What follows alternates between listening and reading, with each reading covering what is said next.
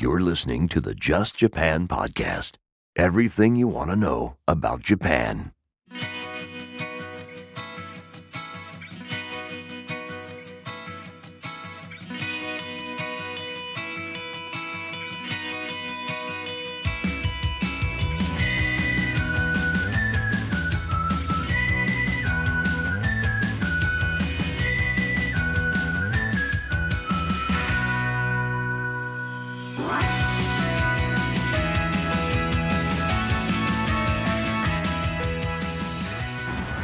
Well, hey there, folks, and welcome to episode number 186 of the Just Japan podcast. Everything you want to know about Japan.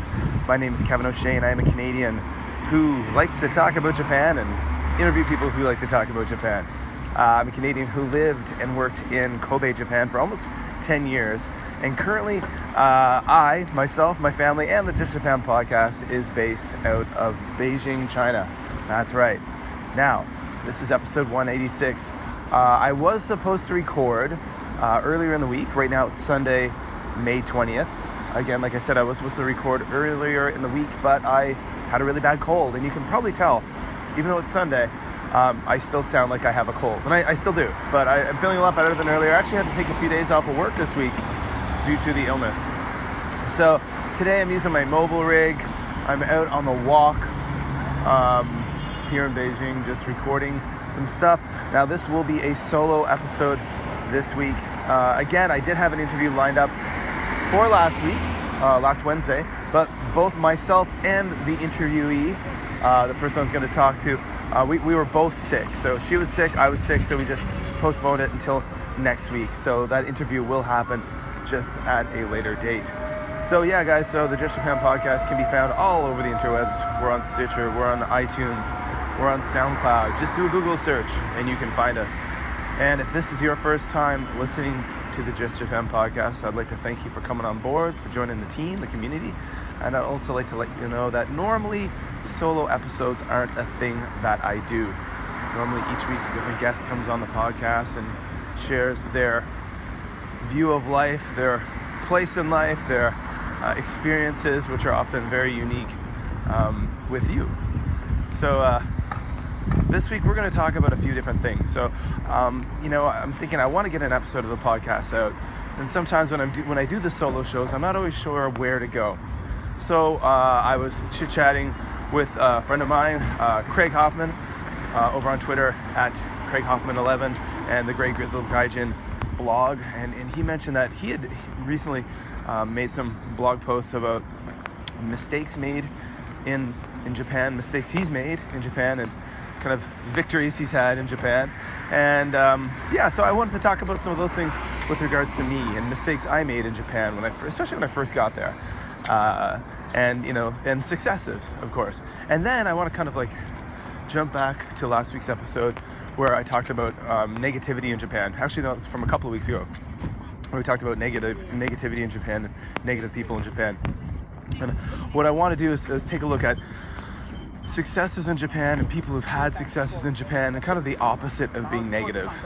To kind of talk about, instead of sitting around wallowing in your own, feeling sorry for yourself, wallowing in your own self-pity, that kind of thing, lamenting your place in life in Japan.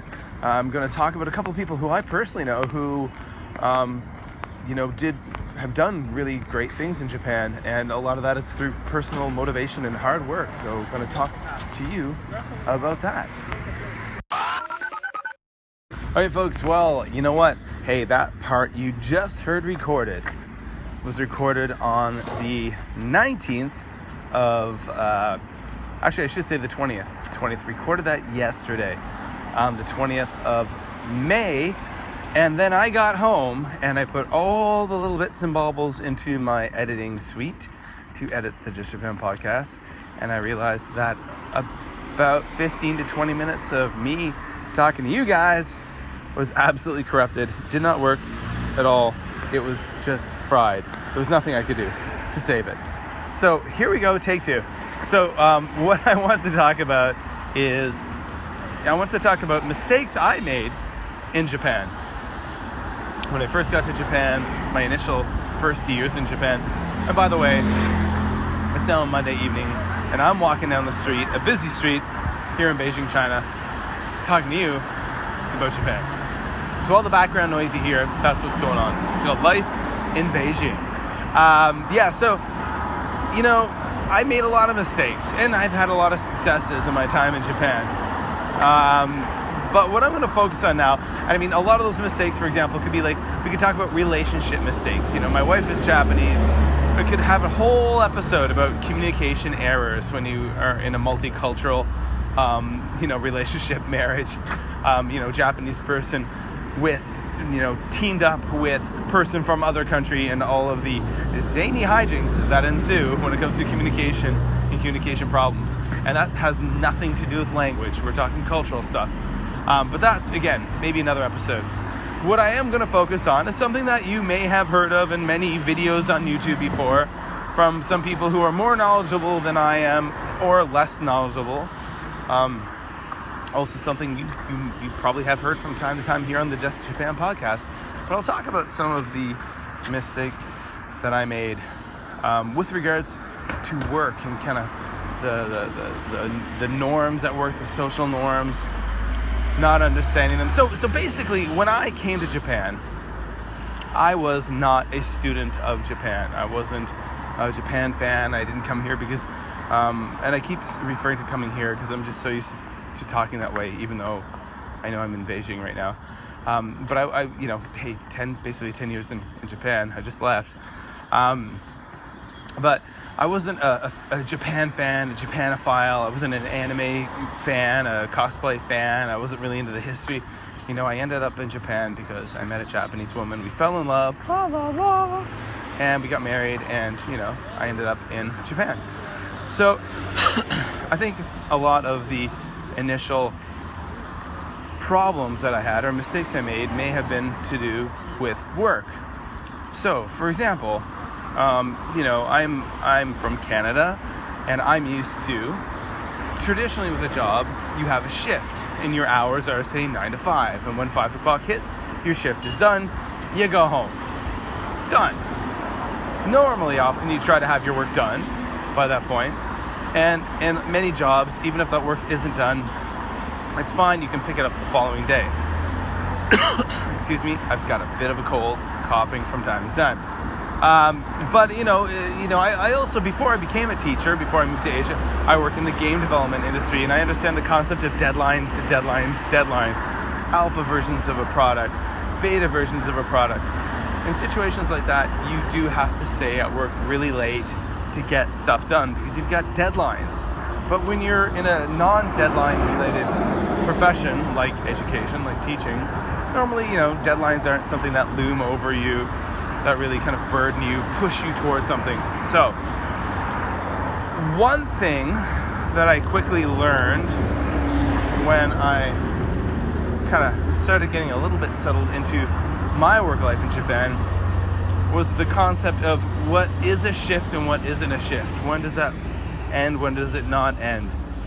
And I think right away, I'm just going to throw it out there.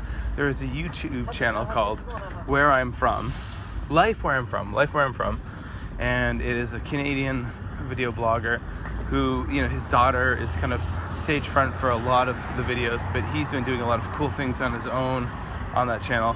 Life Where You're From, so the video is called Working in Japan. So the channel is Life Where I'm From. The video is Working in Japan, short version, which is about 30 minutes, and that's a great glimpse of working life in Japan. For those of you out there who've never been to Japan, you're new to Japan, you don't know much about Japanese culture, check that video out. The people in that video know a heck of a lot more than I do. Now, I worked at an international school in Japan, and how shall I explain this? A lot of people who do go to Japan, who will work as maybe English teachers, may not have a lot of responsibility aside from teaching their classes and then going home. If they're in an Eikaiwa, a language school, if they're an ALT, an assistant language teacher in a public school, basically, they have those classes, and that's pretty much the limit of their responsibility. Now, when you look at international schools, there's a few different beasts. Now, when I first went to Japan, I was working at something called an international kindergarten. And that's a bit different. That's not like a big international school, like Tokyo International School or this or that.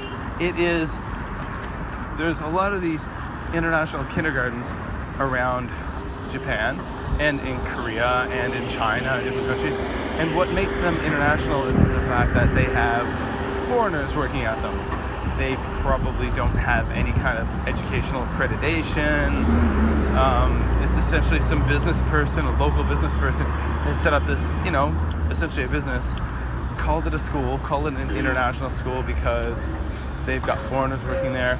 Maybe they've gone online and found some kind of free curriculum, like, some kind of, British curriculum or American curriculum, or or some kind of generic curriculum, and they've kind of taken that and morphed it on their, kind of squished it all up and smashed it up with some Japanese stuff, and boom, there they have a school, they have a curriculum. So I worked at a school like that initially, and I quickly learned, and remember, so at this time, I'm newly married to a Japanese person, but I don't really know anything about Japanese culture.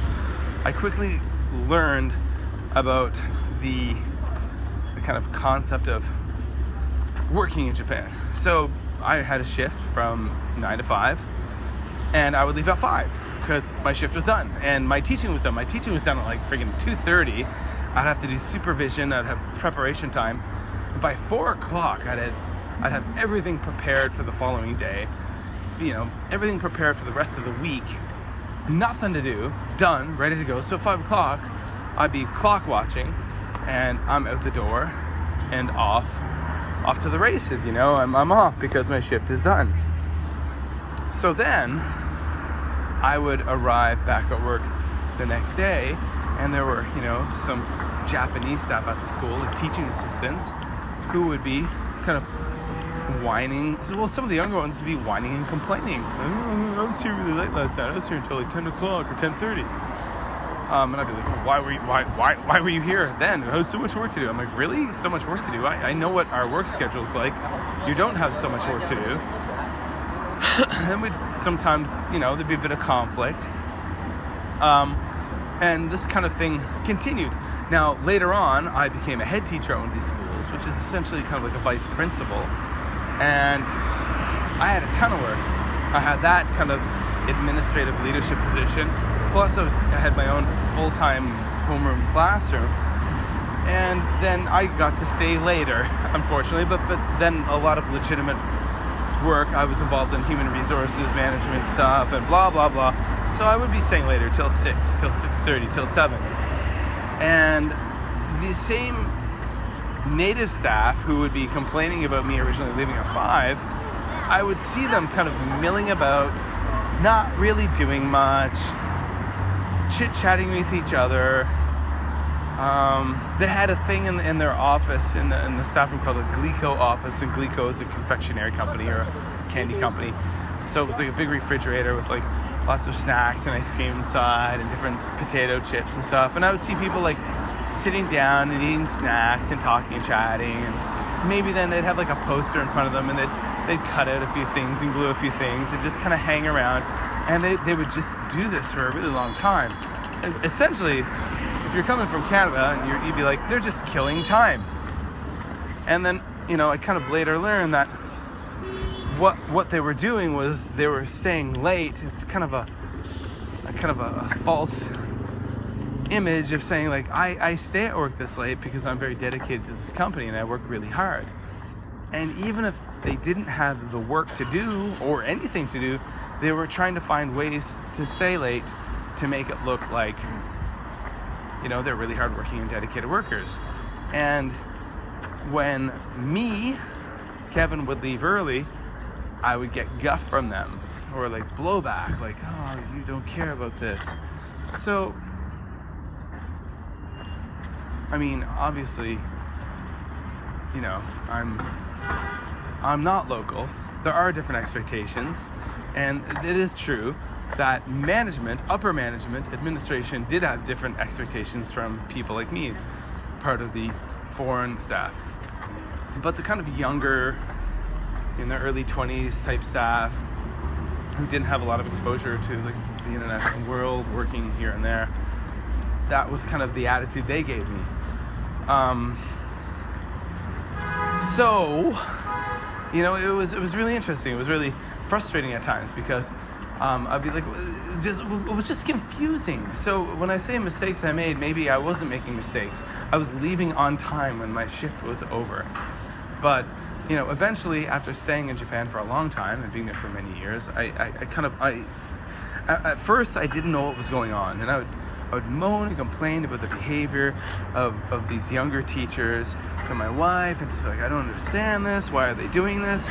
But the more time I spent in Japan, and I learned about the kind of work culture in Japan, of showing your dedication to the company, showing your dedication to the team, and often staying late hours, that's a pure demonstration, a clear demonstration that you really care about the company you work for, you want to do well for them.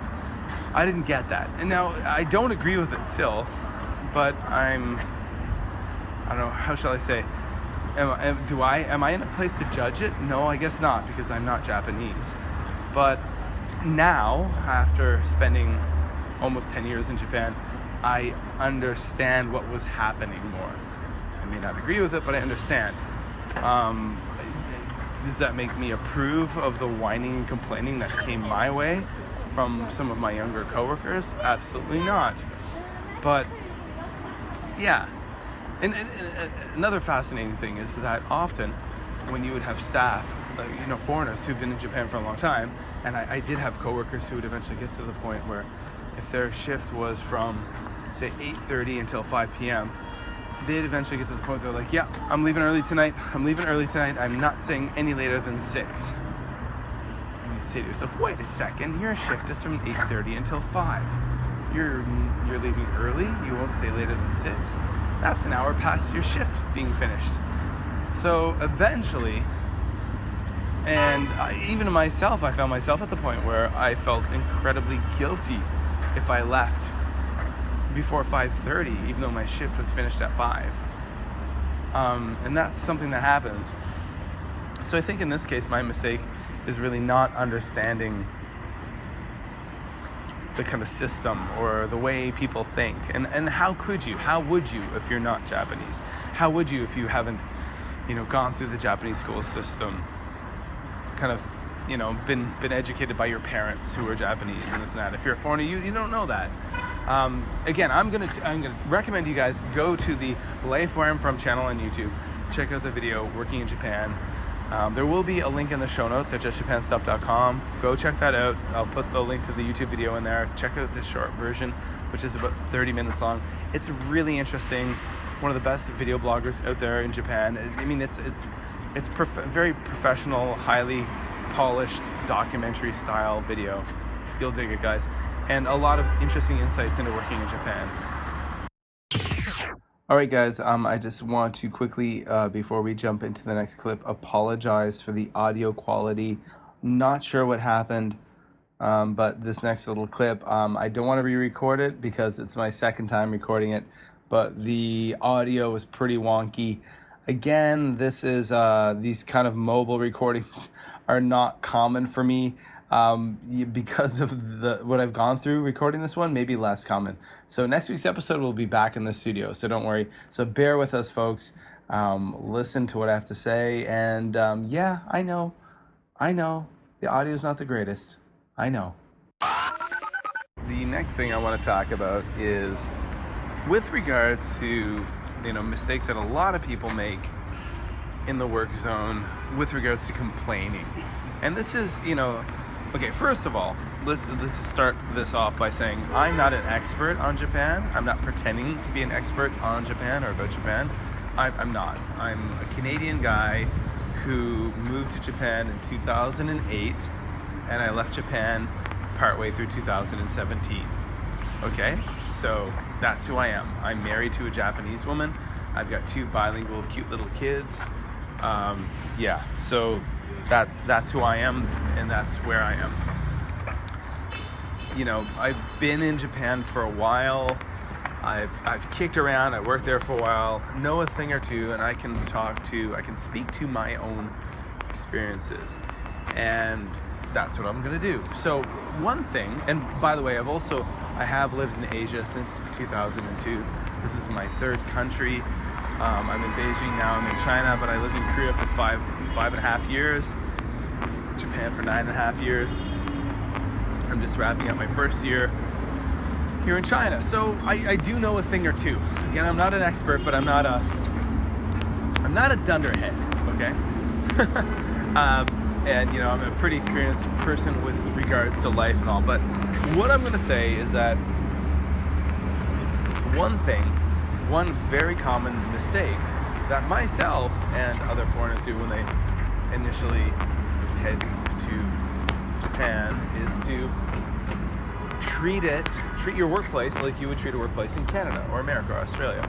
You know, we come from cultures that are very direct. You have a problem with someone, you tell them. You have an issue, you bring that issue up. You know, there's a problem with a pay discrepancy, or the way that you're being treated at work, you think, or the way the coworkers are dealing with you, and you're very direct about it, because that's how you get things done, because we come from a culture where time is money, so to speak. Why waste time when you could be making money during that time? And I totally get that, and that's totally the attitude I had when I first went to Japan. And essentially, when you go to Japan with that kind of time is money attitude, you're essentially like a bull in the china store, banging around, knocking things down, causing problems, breaking stuff, and making everybody unhappy. Really.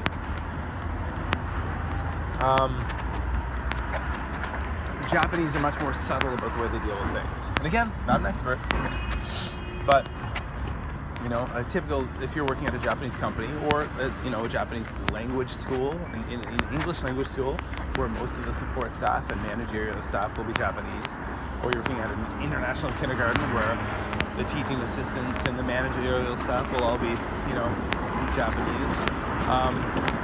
They don't complain like you would complain, or they don't deal with address issues like the way you do it, or they don't deal with problems the same way that you would. So when you complain about a lot of things, that's going to make them unhappy.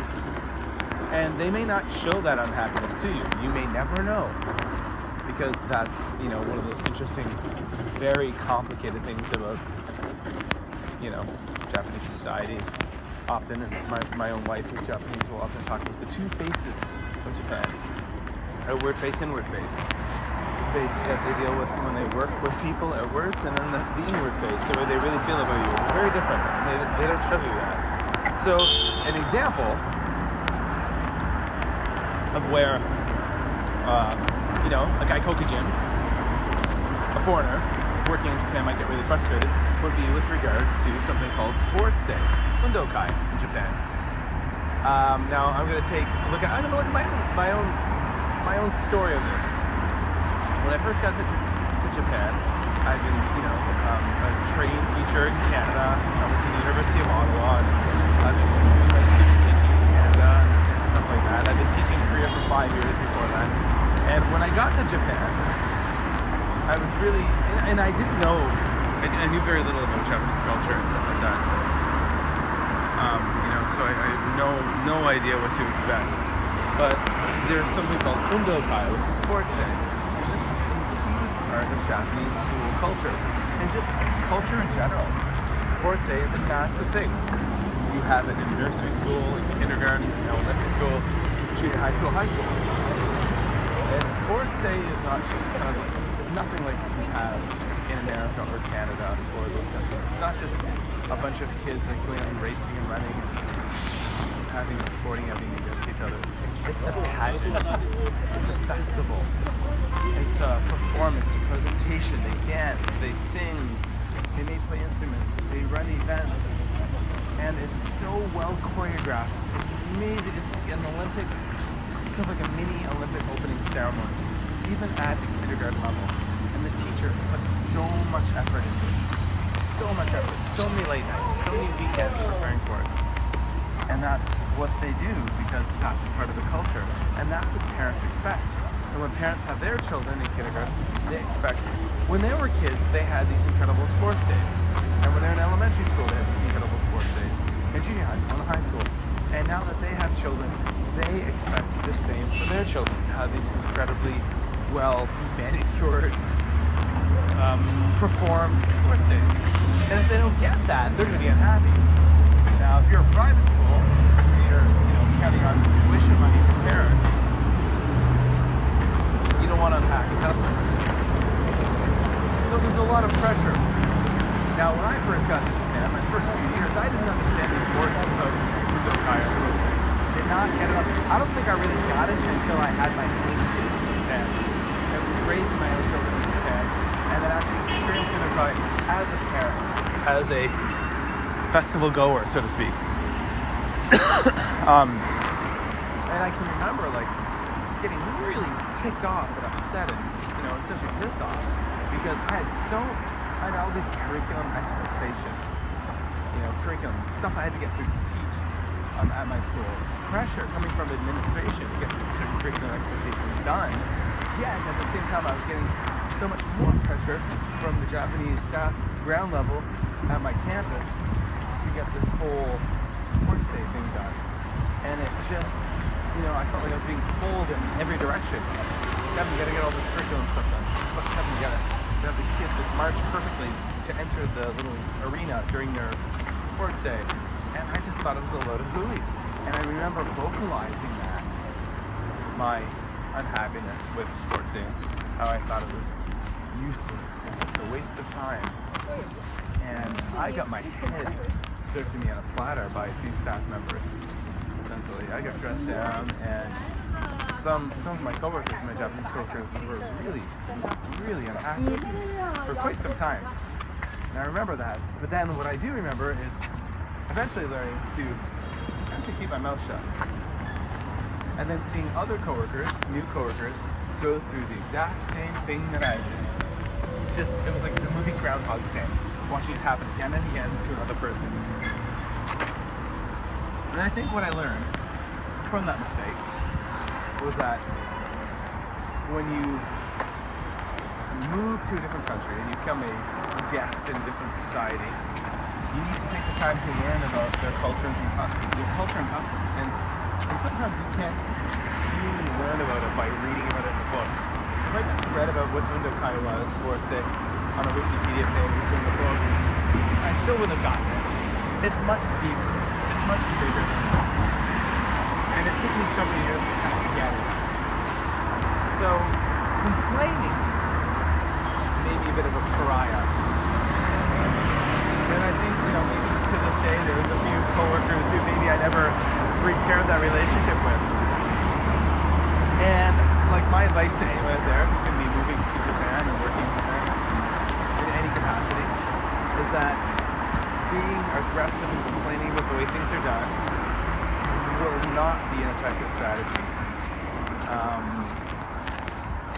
People will listen, they will take it in, and they may not say anything, but you probably, if you're being quite negative or aggressive, they will take it as a very negative attack kind of thing. And although they may not show you outrightly how they feel, they won't feel good about you. And you just may start to feel your work environment go colder and colder and colder, and you won't know why. You won't get it. How come no one invites me out for drinks? How come no one invites me out to go and hang around? Well, it's because you burn your bridges without even knowing it. So it's a complicated, convoluted beast, and a fascinating beast nonetheless. But again, at the end of the day, a lot of the mistakes, I've just talked about a few kind of mistakes and kind of a roundabout long way here, mistakes I made in Japan, and I'm going to recommend it again. Go to the Life Where I'm From video on YouTube and check out the Working in Japan one. The Life Where I'm From channel on YouTube and the Working in Japan video. It's well worth it. It'll definitely, again, and this is geared towards you folks out there who have not worked in Japan or who are very new to Japan. I'm not gearing this towards those of you who are in Japan, who are listeners who've been in Japan for a long time. You know better. You know. So yeah, guys, there we go. A few things about Japan. Re-recorded. Amazing that this is my second time going through this, and it's definitely not quite the same rant it was in the beginning because I've had to record this twice. So, yeah, there we go. Mistakes I made in Japan. Now, let's move on to successes. That's right, guys. I'm going to talk about a few success stories in Japan. Alright guys, so I wanted to talk about success in Japan, and one's definition of success is different than the next person, but this is with regards to the negativity episode we did a few weeks back, and Molly and I talked a lot about people who kind of sit around being negative, and I talked about my idea of those people who just sit around in gaijin bars all day long complaining and bitching about their lot in life and how they don't get the things that they want or they don't get the breaks they deserve. And often those are people who are not very hard working too. So the people who don't work very hard, and they don't work very hard, and they're expecting things to be given to them on a silver platter. They're expecting promotions and pay raises without putting in the work or the effort. So I just want to give you a few examples of people who've been on this podcast before, who I consider successful in their own rights, who've done, through hard work, have moved up and moved on to things that they want to do. So first of all, let's talk about PJ. Kansei PJ, who's been a guest on the show many times. PJ came to Japan. He did a few different stints there, but he's been in Japan for quite a long time. PJ's American. When he first came to Japan, if I'm right, he worked as an ALT in something called the Sister Cities program, and then later he became a JET. So, for some of you out there listening, I mean, that's the ultimate right there. A JET. I want to be a JET. The Japan Exchange for Teachers, or Japan Exchange for Teaching, something like that. But basically, an English teacher working for the Japanese government. And for many of you guys, there's a brass ring. But some people want more than to be an ALT, and that's an assistant language teacher. So helping a Japanese English teacher in a Japanese school teach English. Some people want more than that, and PJ wanted more than that. So he eventually moved on to working at a private international high school in Osaka, and he did that for several years. And then he enrolled in a master's program at Temple University, and he started getting his master's in linguistics, and eventually he did get his master's in linguistics and started teaching, working at universities in Japan. And he's currently right now working on his PhD and in linguistics, and he teaches at several universities in Japan, and he does quite well financially. He's got a much more, I suppose, interesting and fulfilling job than maybe he had in the past, and he's quite happy with that, and I think that's really awesome. I know my wife and I, PJ's good family friends with us, and PJ has spent a lot of time with my family, hanging out with my kids, playing with my kids over at my house, picnics at the park, dinners, blah blah blah. And my wife is a big fan of PJ's as well, and I think we both agree that we watched him grow a lot in our time in Japan, and we saw him become very successful. Now, how did he get that way? Not by sitting around and complaining. Well, no, PJ will complain about things, but he's a doer. So, he did it. He got his master's while working full time.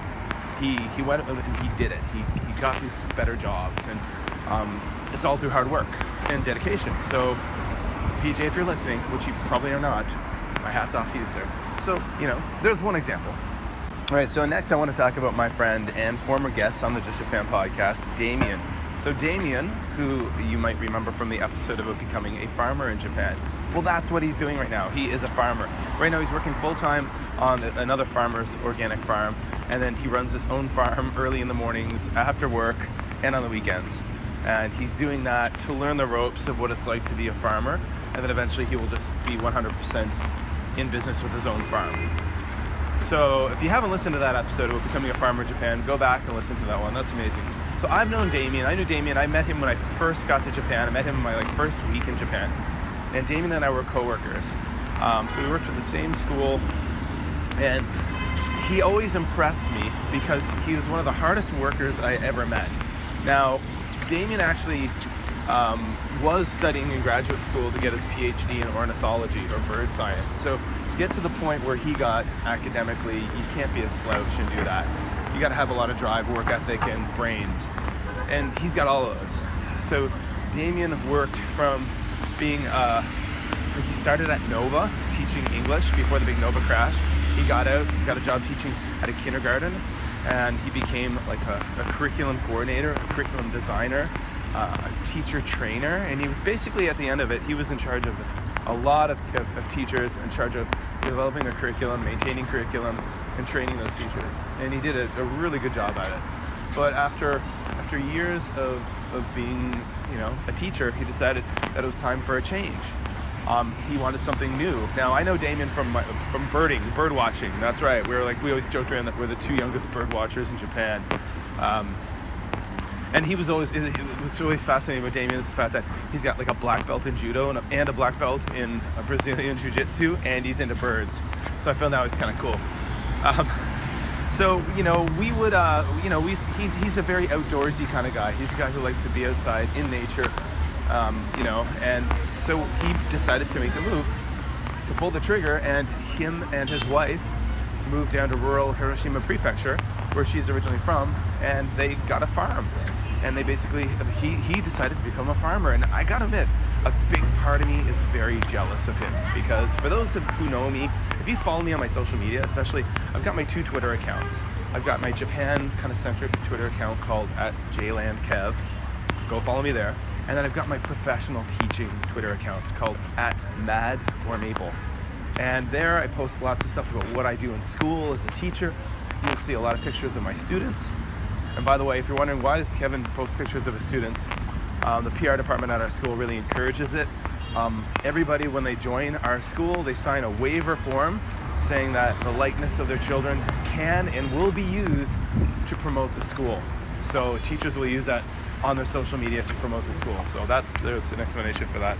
But I also post a lot of stuff about what I'm big into. What I'm passionate about is advocating nature education and outdoor education. Especially since I live in the big city. I live in Beijing, and most of the students that I teach have no connection to nature. They're scared of it, they don't understand it, their parents are scared of it, their parents don't understand it. So my passion in life, what I care about more than anything, is teaching kids to love nature and about how amazing it is. So in practice, to teach this, I need to know about it. So as I'm recording this, actually, guys, I've been bird watching for the last hour and looking at bugs and stuff before I recorded this podcast. I'm always studying about insects, studying about birds, about the connections in nature, how plants grow, about different types of plants, identifying different plants, which bugs are safe to pick up, which ones are dangerous to pick up, what birds are at risk, what birds are vulnerable, what birds are not. And I do this because I really care about being outdoors and about the natural world. So I'm jealous of Damien, because you know what? A big part of me would like to be a farmer too. I'd love to just work outside all day and not have to deal with the stresses of many things. Now, mind you, being a farmer comes with its own set of stresses and hard work. And it is hard work. But recently I was talking to Damien, and he said it is a lot of hard work, but it's not stressful work like he had before. So there's an example of someone who has, in my opinion, become a great success in his own right, because he's doing exactly what he wants to do. He's chasing the dream. He's living the dream. He's living his dream. He's doing it. So those are 2 examples of people I know who are not negative in Japan, and they're doing really well. And I really think that anyone out there, if they just have a positive attitude, they make a goal, they decide on a goal, and then they work their butts off to achieve that goal, they can do it. They can do it. Sometimes we have to make a big jump, a big break. I actually, in order to achieve more success for myself professionally and my family, and to set my family up to a much more secure financial position, I had to leave Japan, and I moved to Beijing, China. And there's warts and all to that. The environment isn't good. It's been having a bit of a negative effect on my children's health and mine. So our time in Beijing won't be a long one, but it was in many ways the best move I could have made professionally, because I've just kicked my career into super hyper mode, and I'm being noticed now by a lot of people around the world, which is great. So I'm gonna just let you know that being negative in Japan, like that episode a few weeks back, and if you haven't heard that episode, go and listen to that, okay? Isn't gonna get you anywhere. And especially when I talked about with dealing with work culture in Japan, complaining about things and whining about things around your Japanese colleagues is definitely not going to win you any successes. That's for sure. Okay, guys, I'm just going to wrap things up this week. I hope you enjoy the podcast. Another one of these solo episodes, which I normally tend not to do. Next week's episode, we will have an amazing guest talking about some spooky and cool things in Japan. It'll be her first time on the podcast, so I'm pretty excited. For all of you out there who don't know, the home of the Just Japan podcast is over at justjapanstuff.com. So go check that out. That's where the show notes are. There'll be a link to that video that I talked about, the Life Where I'm From video about working in Japan. So go to justjapanstuff.com. It's going to be there. Follow me on Twitter at jlandkev. Follow my teaching and professional nature stuff, outdoorsy stuff, outdoor education, what I do in education kind of thing, Twitter account at madformaple. Follow me on Instagram. I'm getting active on Instagram again, guys. I haven't used Instagram in a long time, but I've been posting there quite frequently. So check that out. That's over at jlandkev. Again, that's jlandkev on Instagram, JLANDKEV. And check out the Just Japan Podcast Facebook page. Lots of great stuff over there about Japan. That's facebook.com/justjapanstuff. So that's it, guys, for another week of the Just Japan Podcast. Thanks for listening. Thanks for downloading. Thanks for sharing this podcast with the world. Wherever you are, hope you're happy. Hope you're healthy. And I'll be talking to you real soon. Hey guys, one last thing I just wanted to tag on the end of this podcast. Mark this date on your calendar. June 22nd this year, 2018.